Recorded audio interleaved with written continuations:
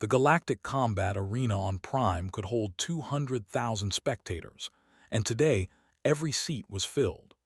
Representatives from 47 different species had gathered to witness what should have been a simple trade negotiation between Earth and the Empire. Instead, they were about to see something that would change how the entire galaxy viewed humanity. Commander Sarah stood in the diplomatic gallery, her eyes scanning the crowd with the practiced awareness of someone who had spent 15 years protecting others. She was compact, barely 5.5 feet tall, with dark hair pulled back in a simple bun. Nothing about her appearance suggested she was anything special. That was exactly how she preferred it. Earth's ambassador was an elderly man with white hair and gentle eyes.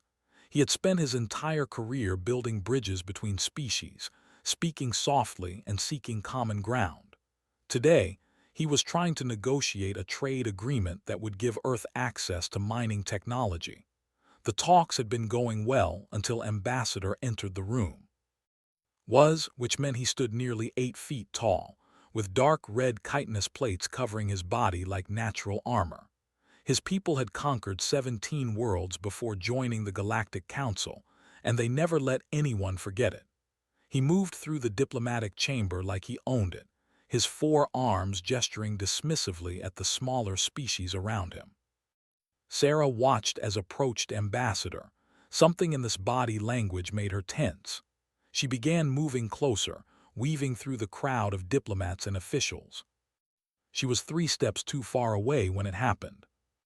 Deliberately bumped into Ambassador, sending the ceremonial wine in the old man's hands splashing across the front of his formal robes. The liquid was bright blue and would stain permanently. More importantly, spilling it was a profound insult in diplomatic culture. The chamber went silent. Every species present understood what had just occurred. Ambassador straightened his shoulders, wine dripping from his clothes. "I believe you owe me an apology, Ambassador." Laughed. It was a harsh, grating sound that echoed off the high ceilings. Apology? To a human? You soft-skinned weaklings should apologize for wasting our time with your pathetic offers. Your species has been in space for barely 50 years. You have no armies worth mentioning, no territory worth claiming, and no strength worth respecting. Sarah's jaw tightened, but she kept her expression neutral. She had heard worse, but Ambassador had not. "My species," the old man said quietly, "has survived longer than you know, and we demand the respect we have earned." Respect turned to address the assembled diplomats. This is what happens when the Council allows children into adult negotiations. "Very well, human. Since you demand satisfaction, I invoke trial by combat. Let us see if your species can back up its words with action." Sarah's heart sank. Trial by combat was an ancient galactic law, rarely invoked but still binding. Any insult to honor could be answered through ritualized combat in the arena. The loser's species would suffer severe diplomatic consequences. Ambassador went pale. He was 73 years old with arthritis in both knees. He could not fight. Sarah stepped forward. "I accept the challenge as the ambassador's champion." Every head in the chamber turned toward her. Then the laughter started. It began with and spread to other species. A human female, small even by her species standards, volunteering to fight in place of her ambassador. It was absurd. It was suicide. Laughter was loudest of all. "Excellent. This will be entertaining at least. My champion will be the undefeated. I am sure you have heard of him." Sarah had. Everyone had fought in the arena 247 times without a single loss. He had killed 89 of his opponents. He was 9 feet of armored muscle and controlled fury. "The match will be held tomorrow at midday," announced. "Standard rules. No weapons, no armor, no assistance. Combat until one fighter yields or cannot continue." His smile showed too many teeth. "I will enjoy watching your champion try to run." The chamber emptied quickly after that. Species that had been friendly to Earth suddenly found reasons to be elsewhere. Everyone was already writing humanity's obituary. Sarah returned to Earth's embassy wing and began reviewing the combat rules and footage of previous fights. The champion was brutal but not mindless. He used his four arms in coordinated strikes that overwhelmed opponents before they could react. His chitinous armor plating could withstand impacts that would shatter bone. His reach advantage meant most opponents never got close enough to land a meaningful hit. She was still watching footage when Ambassador entered her quarters. "You don't have to do this," he said. "We can withdraw the challenge, accept the diplomatic penalties." "No," Sarah said simply. "We can't. If we back down now, every species in the galaxy will see us as weak. Every negotiation will be harder. Every treaty will favor them. This is bigger than one trade agreement. You could die." "Maybe," Sarah closed the footage display, "but I won't go down easy." The next morning, Sarah arrived at the arena 4 hours early. She needed to see the space to understand the terrain where she would fight. The arena floor was simple, a circular space 100 feet across with a smooth stone surface. No obstacles, no cover, nowhere to hide. Just two fighters and physics. She was running through movement drills when the preparation chamber door opened. Entered. The champion was even larger in person. His chitinous plates were deep crimson with black edges, polished until they gleamed. His four arms ended in hands that could each palm a human head. His eyes were solid black and emotionless. "You are the human champion." His voice was surprisingly soft, almost gentle. "I expected someone larger." "Most people do," Sarah said, not stopping her movement drills. Walked around her in a slow circle, studying her like a scientist examining an interesting insect. "I have killed 89 opponents in this arena. I do not enjoy it, but I do not regret it either. Combat is truth. The strong survive. The weak do not." Interesting philosophy. "It is not philosophy, it is fact." He paused, noticing the small holographic projector on the bench near Sarah's water container. The image showed a young girl, maybe 6 years old, laughing in a park. Next to her was a man in a military uniform. "Your offspring." "My daughter." "The man was my husband." "Was." "He died 4 years ago. First contact with the—" They didn't understand that humans are not food. Picked up the projector, holding it in one massive hand. "Your child is small, weak. If she encountered us, she would not survive." Sarah stopped moving. "Put that down." "Such fragile creatures, human children. It is a wonder your species survives at all." He held the projector up to the light. "This one looks like easy prey." "Put it down." Smiled. "Perhaps after I defeat you tomorrow, I will seek out this." He never finished the sentence. Sarah moved. One moment she was 10 feet away.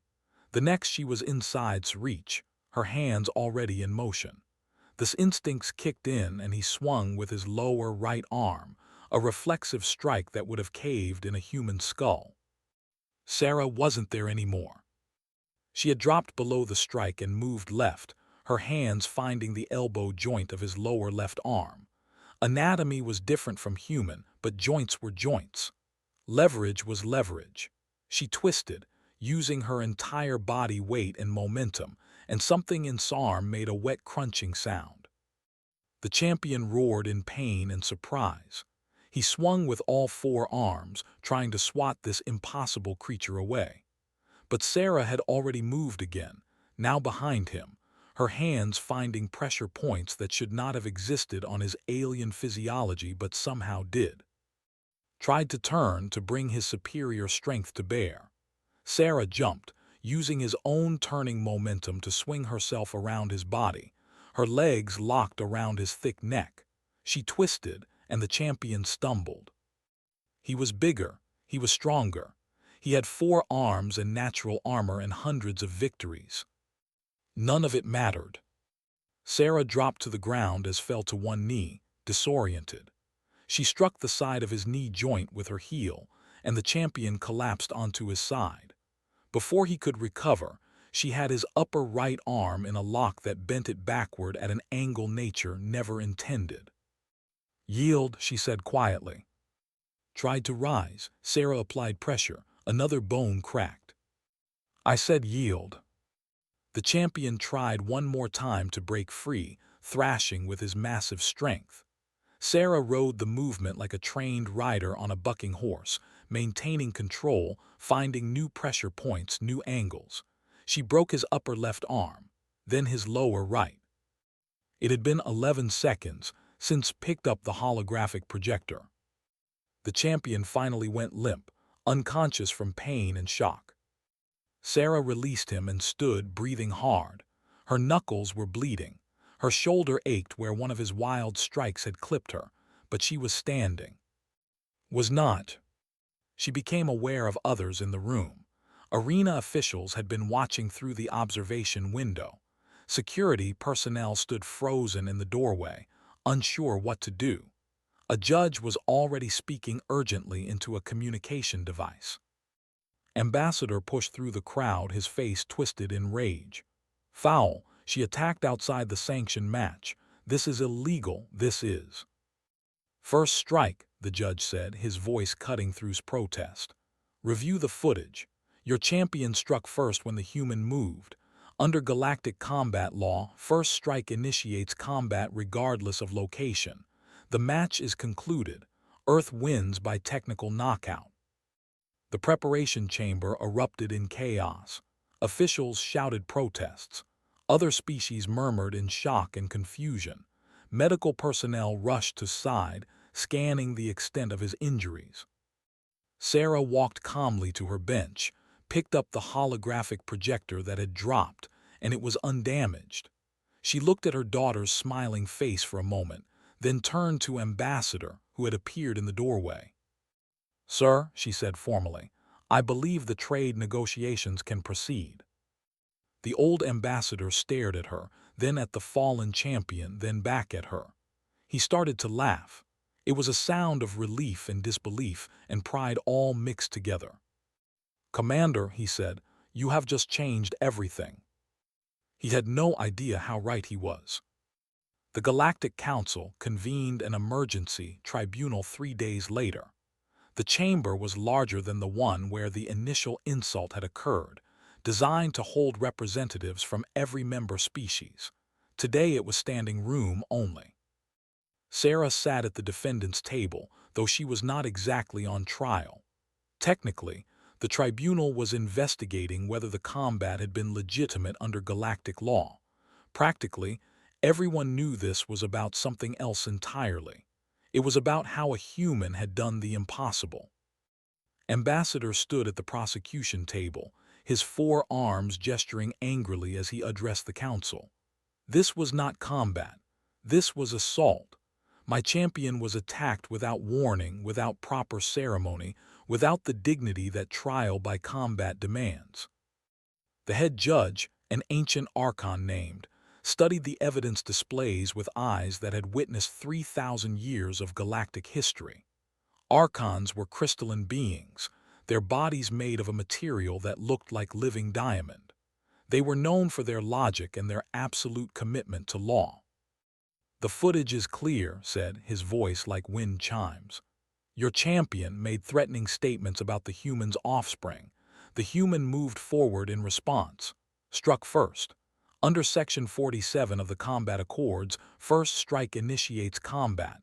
The human's actions were legally justified." "But how?" slammed one hand on his table. "How did a creature half his size and a quarter his strength defeat in 11 seconds? She must have used forbidden technology, chemical enhancement, something." "That is what this tribunal will determine," said. "Commander, please approach." Sarah stood and walked to the center of the chamber.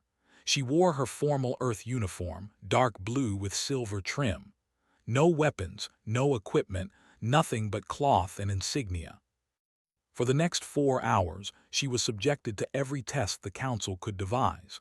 Genetic scanners analyzed her DNA. Chemical analyzers checked her blood for performance-enhancing substances. Technology detectors swept her for hidden devices. Psychic sensors probed for mental abilities. Every test came back the same: negative, negative, negative. She was completely unmodified, just a human with training.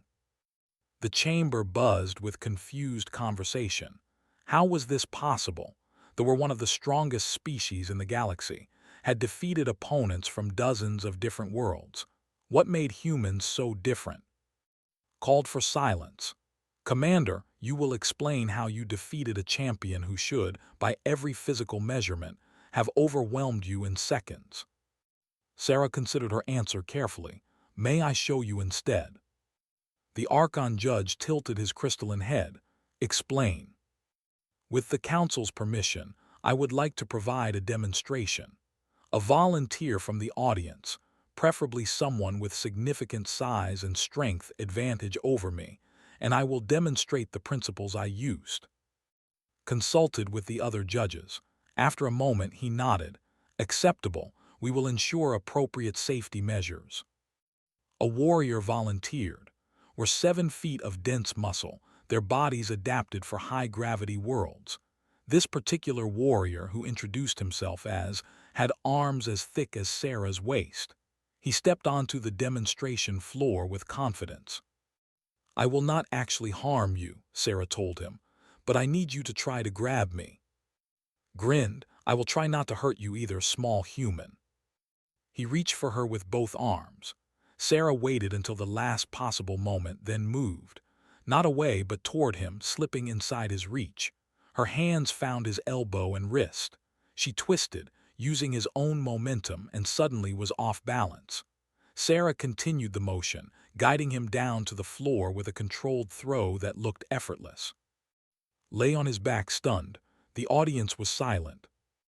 This is called judo, Sarah explained, helping to his feet. One of several hundred combat systems my people have developed. It uses an opponent's strength and momentum against them. Size and power become disadvantages when properly countered. She looked around the chamber. May I have another volunteer, someone even larger? A step forward. Not but another warrior, eager to prove that defeat had been a fluke. This was even bigger, his chitinous armor gleaming under the chamber lights. Try to strike me, Sarah said. The threw a punch with his lower right arm, holding back only slightly. Sarah slipped the strike, stepped into his guard and struck his solar plexus with the palm of her hand. The gasped and stumbled backward, winded but not seriously hurt. That is called a palm strike, Sarah explained. Less force than a punch but directed at vulnerable points. Every species has them. Nerve clusters, joint weaknesses, pressure points. Humans have spent thousands of years learning exactly where to hit for maximum effect. She invited a third volunteer, demonstrating a leg sweep. Then a fourth, showing a wrist lock. Each demonstration took seconds. Each left the volunteer confused about how they had ended up on the ground or immobilized or gasping for air. You see, Sarah said, addressing the entire council, humans did not evolve to be the strongest. We evolved to be survivors. Our planet is what you would classify as a death world. High gravity, extreme temperature variations. Thousands of predator species that were bigger, stronger, and faster than us. She pulled up a holographic display showing Earth's geography and wildlife. We could not outrun the predators, so we learned to outlast them. We developed persistence hunting. We would chase prey for hours, sometimes days, until it collapsed from exhaustion.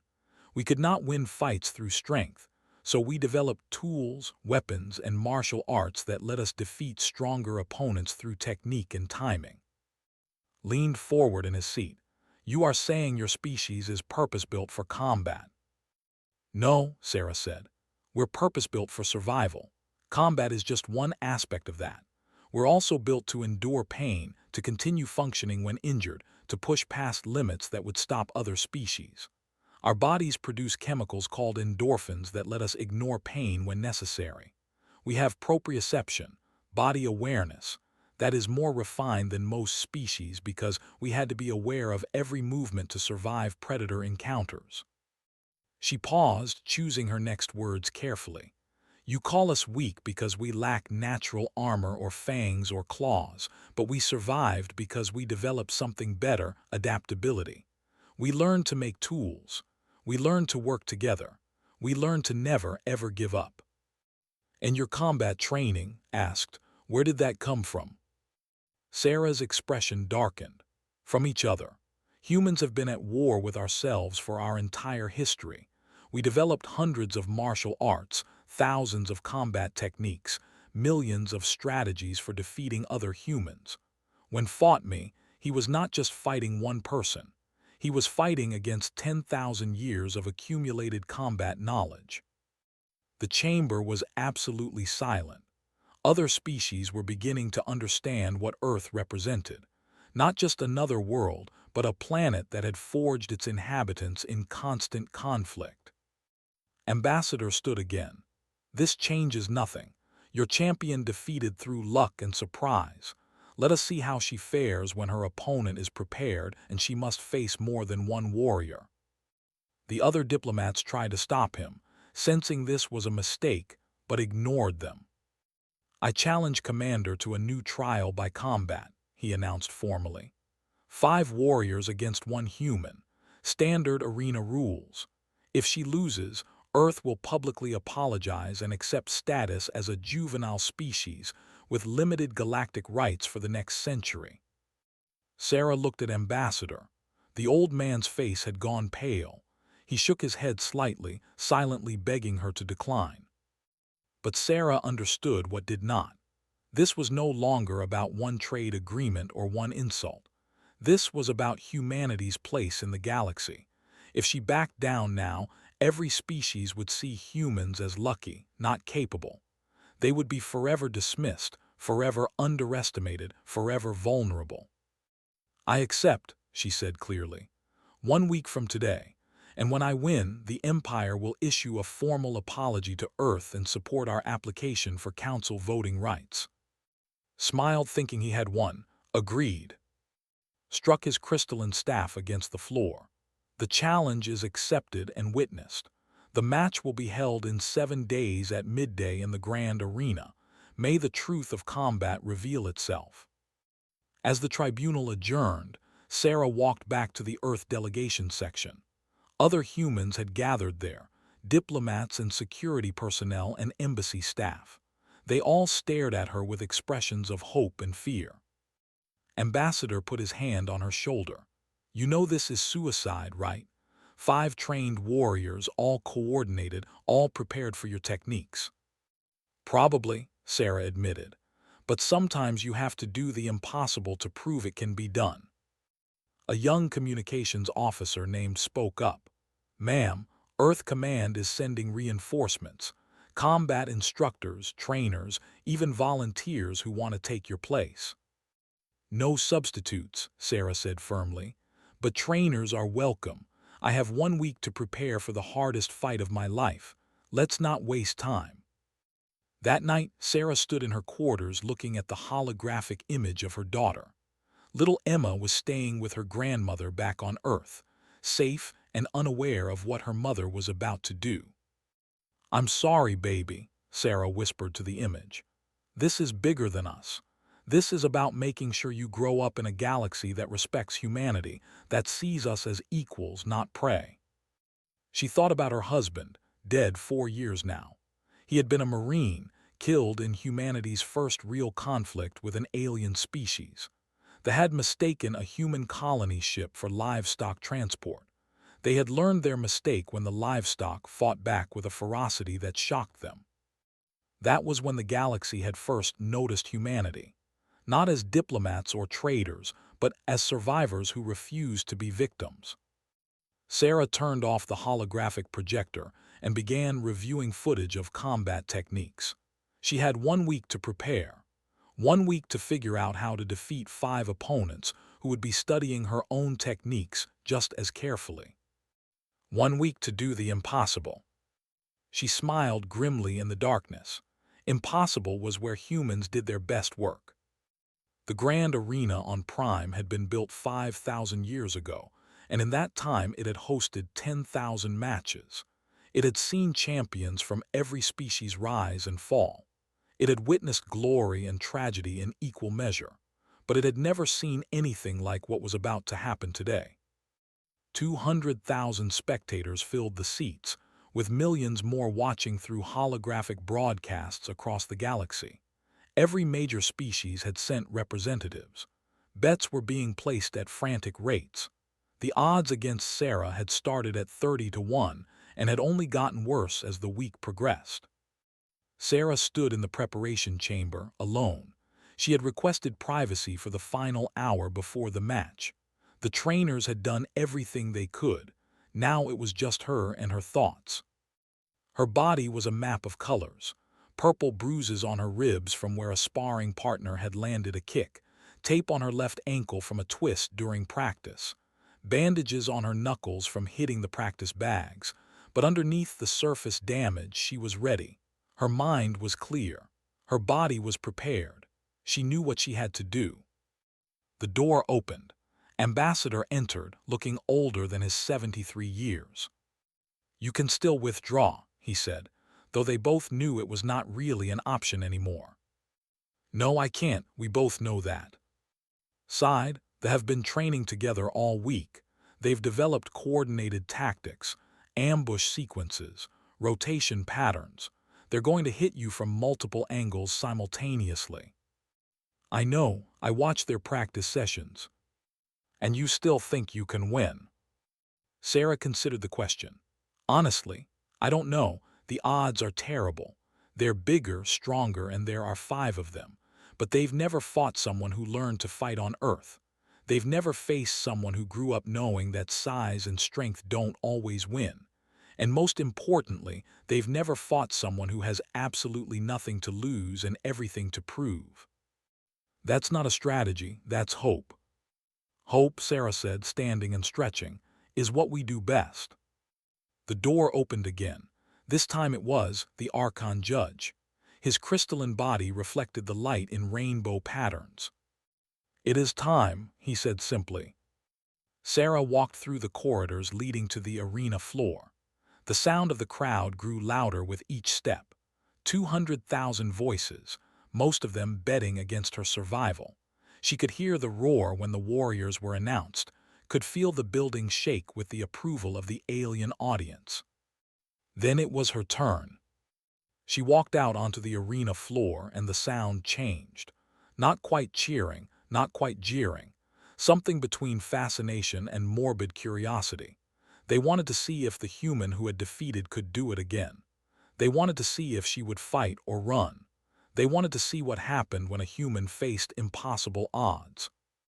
The 5 warriors were already on the opposite side of the arena. They were enormous, each one at least 8.5 feet tall, their chitinous armor gleaming like polished metal. They stood in a precise formation, their 4 arms held ready. These were not just random fighters. These were veterans, chosen specifically for this match. Floated to the center of the arena, his crystalline body rising above the ground through technology Sarah did not understand.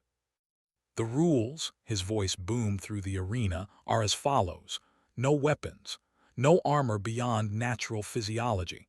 Combat continues until one side yields or cannot continue. Killing is permitted but discouraged. Medical teams stand ready. The honor of both species rests on this outcome." He looked at Sarah. "Human champion, do you accept these terms?" "I accept." He looked at the warriors. "Champions, do you accept these terms?" "We accept," they said in unison. Raised one crystalline hand. "Then let truth be revealed through combat. Begin." He vanished from the arena floor, teleporting to the judge's platform high above. For 3 long seconds nothing happened. They stood in formation, studying Sarah, waiting for her to make the first move. Sarah remained still, her weight balanced, her breathing controlled.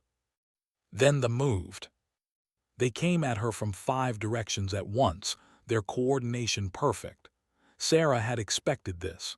She had trained for this. But knowing what was coming and surviving it were 2 different things. She went left, toward the smallest gap in their formation. 2 converged on that gap, cutting off her escape. Sarah dropped and rolled, barely avoiding 4 sets of arms that would have torn her apart. She came up inside their guard and struck at knee joints, trying to reduce their mobility. One grunted in pain but did not fall. They had learned from defeat. They were protecting their vulnerable points, wearing additional protective padding under their natural armor. Sarah ran, not away but around, forcing them to turn, to break formation. But they were ready for this too. 3 stayed stationary while 2 gave chase, maintaining a defensive position that prevented her from isolating one of them. For 2 minutes it went on like this. Sarah striking and retreating, the pressing and pursuing. She was faster, more agile, but they were patient. They were wearing her down, forcing her to expend energy while they rotated, keeping fresh fighters at the front. Then Sarah took her first real hit. A feinted left and she moved to counter. His partner came from the right, a strike she did not see until too late. The blow caught her in the ribs, right where she was already bruised. Something cracked. Pain exploded through her chest. Sarah stumbled and pressed the advantage. 4 arms grabbed her from behind. This was it. This was where superior strength would end the fight. Except Sarah had trained for exactly this scenario. She went limp, dropping her full weight suddenly. The holding her was not expecting it. His grip shifted, looking for new purchase. In that half-second of adjustment, Sarah twisted, found his elbow joint and struck it with the heel of her hand. The roared and released her.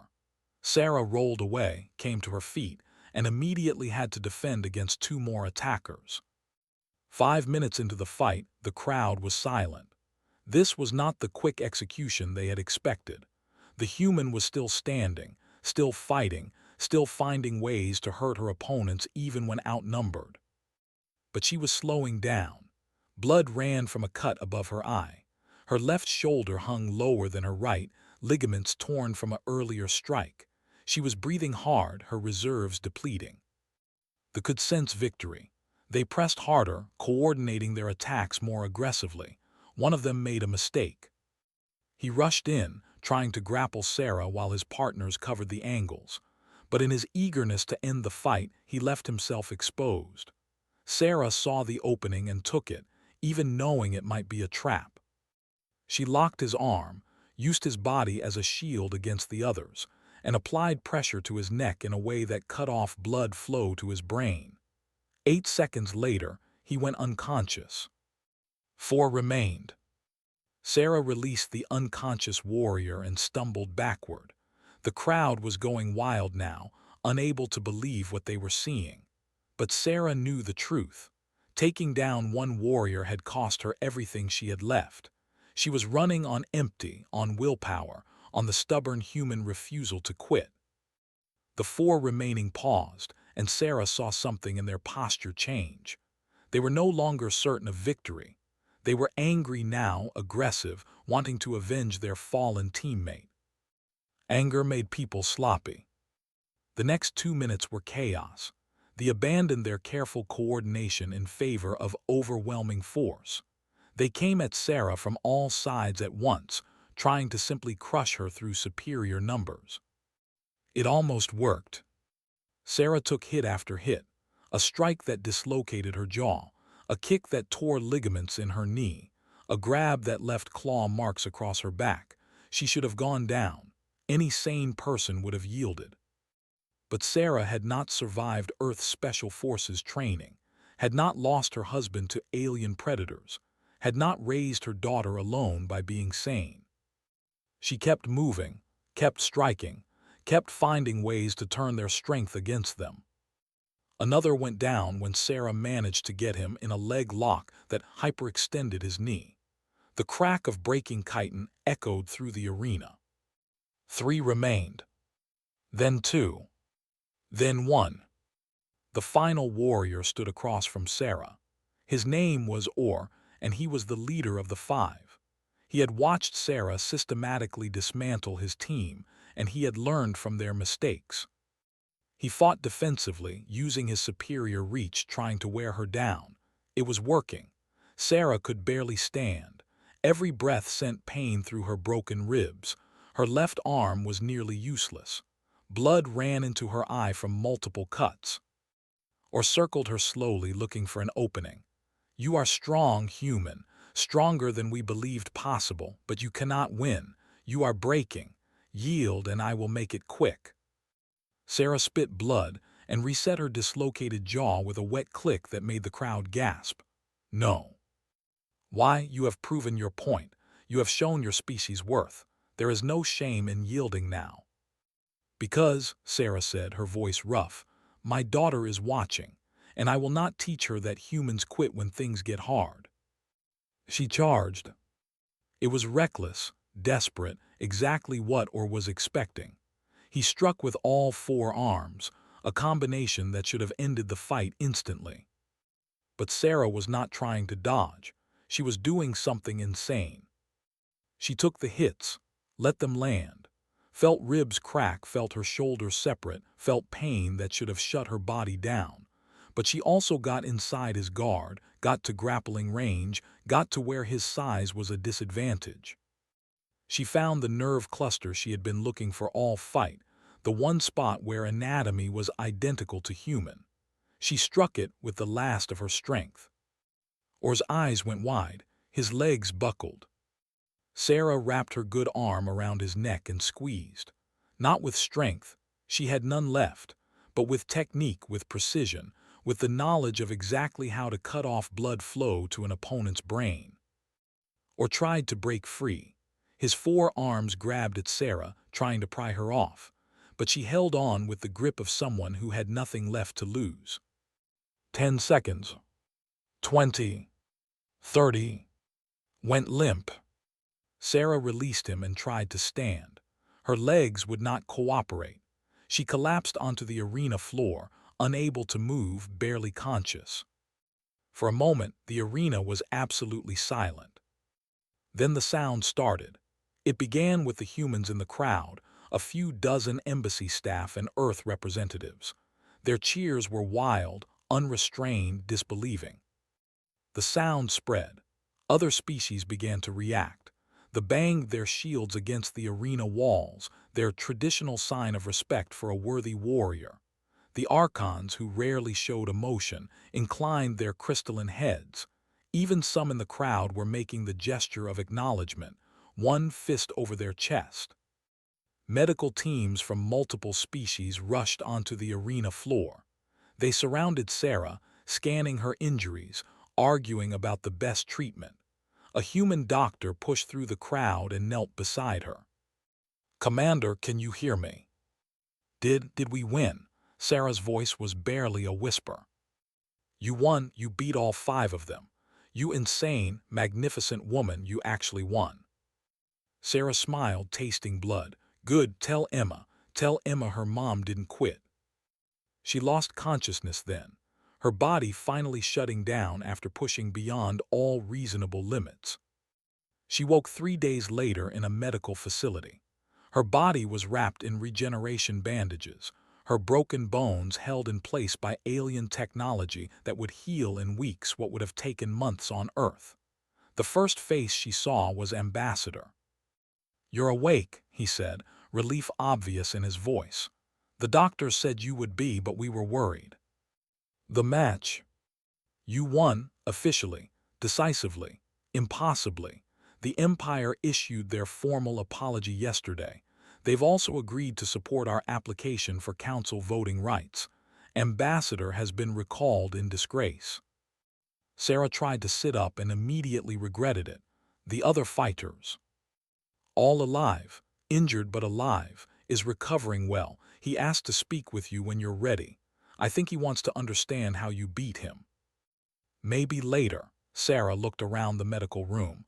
"How is this being viewed by the other species?" Smiled. "How do you think? You're the most famous human in the galaxy right now. Every major news network has been replaying the fight.